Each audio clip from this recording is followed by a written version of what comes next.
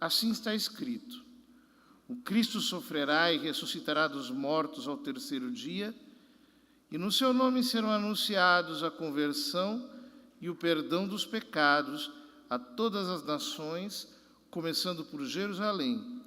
Vós sereis testemunhas de tudo isso. Palavra da salvação.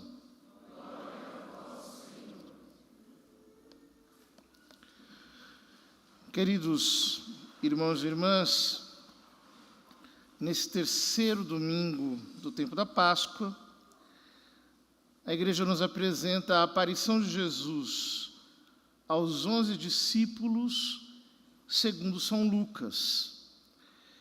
Nós sabemos a sequência do capítulo 24 de São Lucas. Ele começa com o encontro do túmulo vazio, as mulheres que vão dizer aos apóstolos que Jesus tinha ressuscitado. Elas tinham visto anjos, aparições de anjos. Então começa o relato dos discípulos de Emaús. E quando eles voltam para Jerusalém, aí começa a cena de hoje. Os dois discípulos contaram o que tinha acontecido no caminho e como tinham reconhecido Jesus ao partir o pão. São Lucas salienta de todo o longo episódio de Emaús o fato de que eles reconheceram Jesus na fração do pão. Todo episódio acontece dentro do próprio domingo de Páscoa. E, portanto, aqui mais uma vez nós temos uma alusão clara à Eucaristia dominical, conforme eu falei no domingo passado. Ainda estavam falando quando o próprio Jesus apareceu no meio deles e lhes disse: Shalom, a paz esteja convosco. Eles ficaram assustados e cheios de medo, pensando que estavam vendo um fantasma. É muito interessante que aqui São Lucas utiliza exatamente a palavra fantasma e não a palavra pneuma, espírito, que é uma palavra que ele utiliza para falar do Espírito Santo, para falar dos espíritos malignos, mas não para falar da alma humana, por assim dizer, no seu estado de morte, separada do corpo. Para isso ele utiliza a palavra fantasma. A palavra fantasma significa simplesmente uma aparição. Ora, eles pensavam que Jesus fosse um fantasma. Pensavam que fosse apenas a alma de Jesus ali presente entre eles. Mas Jesus disse: por que estáis preocupados e por que tendes dúvidas no coração? Vede minhas mãos e meus pés, sou eu mesmo. Então, em primeiro lugar, ele confirma a sua identidade. E ele confirma a sua identidade mostrando-lhes as mãos e os pés. No Evangelho de São João, Jesus mostra as mãos e o lado, transpassado pela lança. Aqui ele mostra as mãos e os pés. Embora não haja uma menção explícita às chagas, nós podemos pressupor que aqui ele está mostrando as feridas da crucificação, tal como mostrou no Evangelho de São João. Porém, pode ter um outro sentido. Nos Atos dos Apóstolos, que também foram escritos por São Lucas, há um discurso em que São Pedro diz que Jesus passou fazendo o bem. Passou os pés.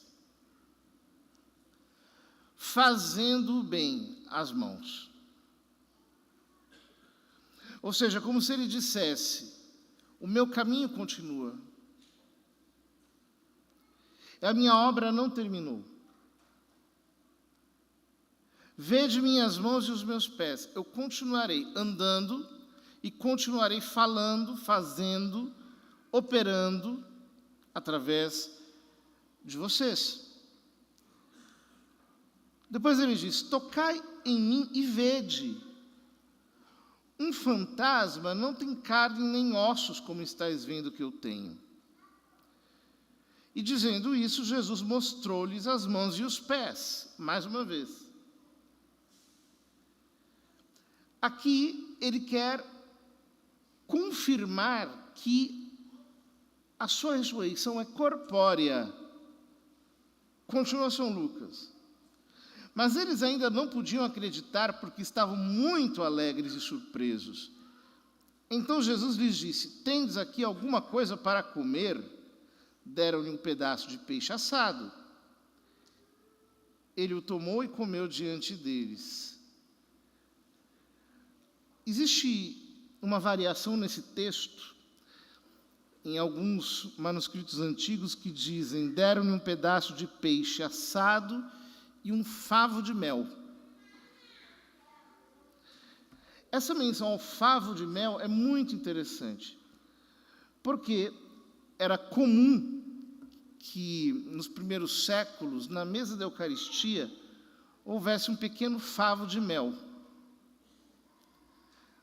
Nós lembramos que Deus havia dito a Abraão que lhe daria uma terra onde jorra leite e mel. O mel, aqui, é um símbolo de uma doçura paradisíaca, uma doçura do paraíso. Portanto, é um alimento escatológico, um alimento que nos fala da vida eterna.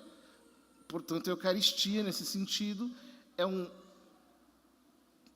antegosto da vida eterna. É como se nós pudéssemos desfrutar da vida eterna antes de chegar até lá. Mas a coisa interessante aqui é que São Lucas salienta a ressurreição corpórea de Jesus. Ou seja, é o seu corpo físico que ressuscitou. Por que São Lucas o faz de uma maneira tão explícita, mais do que os outros evangelistas? Porque São Lucas escreve para cristãos de origem grega. E o que acontece? Entre os gregos havia essa doutrina do dualismo, em que o corpo e a alma eram vistos como princípios antagônicos.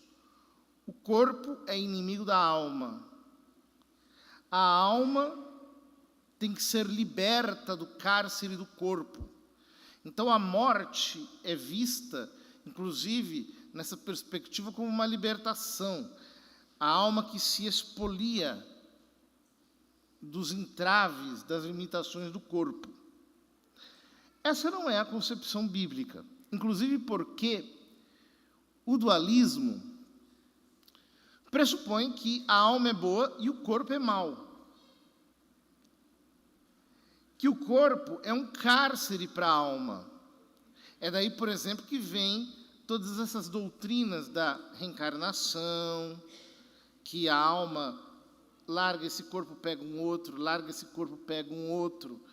Ou a doutrina de que uma alma, um espírito, pode possuir um corpo de uma outra pessoa através da mediunidade.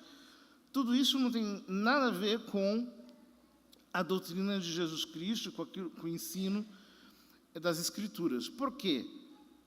Porque para as Escrituras o corpo não é mau.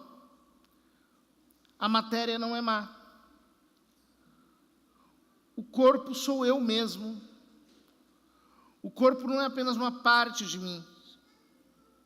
A minha alma e o meu corpo não são dois princípios antagônicos. Eles constituem uma unidade. É isso que, por exemplo, São Tomás explica tão bem. O dualismo pagão não tem nada a ver com a dualidade cristã, em que esses dois princípios são vistos como elementos de um composto único que é o ser humano completo. Ou seja, esse Jesus que apareceu aqui é Jesus Cristo completo, é Ele mesmo. Não tem apenas uma identidade espiritual com Ele, mas tem uma identidade real, é Jesus realmente vivo. É claro que aqui nós temos ressonâncias de São Paulo. São Paulo, no capítulo 15 da primeira carta aos Coríntios, diz que morre o corpo animal, surge o corpo espiritual, corpo pneumático, como diz São Paulo. Exatamente como Jesus aparece aqui. É corpo, mas é pneumático, é espiritual. Em que sentido? No sentido de que ele entra, sai, sem precisar bater na porta, ele come. É interessante isso. Eu lia um comentário de um escritor eclesiástico dos primeiros séculos, chamado Tertuliano, sobre esse versículo, que Jesus comeu o peixe, porque a gente pensa, Jesus ressuscitado, se come o peixe, o que acontece com o peixe que ele comeu? Né? Ele dá uma explicação muito inteligente. Ele diz que assim como no Velho Testamento o holocausto era consumido pelo fogo, então, por exemplo, quando Jefté apresenta o holocausto, desce o fogo. Quando Manoé apresenta o holocausto, desce o fogo.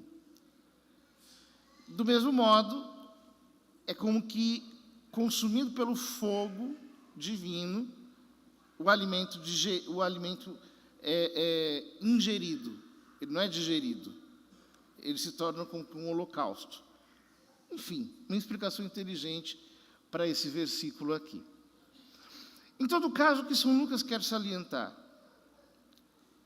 é que a matéria é boa, é criada por Deus, e de algum modo, que nós não sabemos exatamente como é, ela também participa da ressurreição. É isso que a igreja afirma quando no credo nós falamos sobre a ressurreição da carne. Ou seja, esse nosso corpo vai ressuscitar. De que jeito? Não sei. Especulou-se muito na teologia sobre isso. Mas a matéria participará da ressurreição de algum modo, porque ela não é em si mesma má, ela é criada por Deus. Depois disse-lhes: são estas as coisas que vos falei quando ainda estava convosco. Era preciso que se cumprisse tudo o que está escrito sobre mim na lei de Moisés, nos profetas e nos salmos. Então Jesus abriu a inteligência dos discípulos para entenderem as Escrituras. Notem, até esse momento, os discípulos não estavam conseguindo crer. Jesus aparece, eles ficam com medo. Ele manda tocá-los, eles ficam assim, sem entender. Ele come um peixe na frente deles, todo mundo atônito. Mas então Jesus abre a sua inteligência para que eles entendam as Escrituras. Isso se parece com o quê? Se parece com a pregação de São Paulo. Quando São Paulo diz: a fé vem pelo ouvir a palavra de Deus. Nós somos justificados pela fé. Deus ilumina os nossos corações com a fé. E pela fé nós acordamos para a verdade sobrenatural. Isso é muito bonito, porque São Lucas está mostrando aqui que a fé na ressurreição não decorre de dados externos. A fé na ressurreição decorre de uma graça do Espírito Santo que se dá no momento em que Deus ilumina a nossa alma para que nós compreendamos as Escrituras. E aqui é muito interessante que ele menciona a lei, os profetas e também os salmos, que depois nos Atos dos Apóstolos serão amplamente usados para falar de Jesus Cristo. E conclui Jesus, dizendo aos apóstolos: assim está escrito: o Cristo sofrerá, ressuscitará dos mortos ao terceiro dia, no seu nome serão anunciados a conversão e o perdão dos pecados a todas as nações, começando por Jerusalém. Vós sereis testemunhas de tudo isso. Aqui nós temos o núcleo daquilo que nós chamamos de querigma, ou seja, do anúncio do Evangelho, do anúncio nuclear do Evangelho. Exatamente o que São Paulo diz, por exemplo, no primeiro versículo de 1 Coríntios, capítulo 15. Cristo morreu pelos nossos pecados e ressuscitou para a nossa justificação. É isso aqui.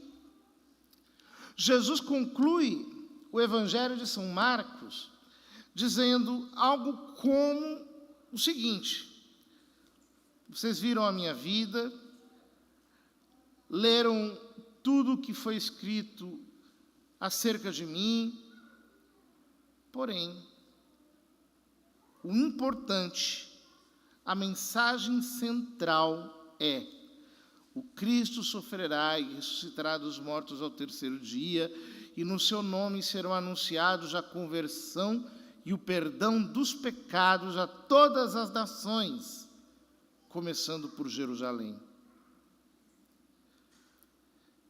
Essa é a mensagem central da Páscoa. E é por essa mensagem que nós tocamos em Cristo. E todo o nosso ser é transformado por Ele. É quando o nosso coração adere à fé, quando a luz de Deus entra em nós, e por assim dizer, escreve essa palavra, e nós passamos a ler todas as Escrituras a partir de Jesus Cristo, da sua morte, da sua ressurreição, entendendo que Ele morreu pelos nossos pecados, ressuscitou para a nossa justificação. É aí que acontece o início da nossa transformação em Cristo. Nós podemos terminar essa homilia de hoje pedindo ao Senhor que Ele abra a nossa inteligência, para que nós não façamos como aqueles a quem São Pedro acusa na primeira leitura: vós entregastes a Jesus, o rejeitastes diante de Pilatos, o qual estava decidido a soltá-lo. Vós rejeitastes o santo e o justo e pedistes a libertação de um assassino. Vós matastes o autor da vida. Mas Deus o ressuscitou dos mortos, e disso nós somos testemunhas. Que nós possamos escolher Cristo, escolher viver unidos a Ele, escolher a fé, para que ela, que é a semente da ressurreição em nós, possa nos levar à vida eterna.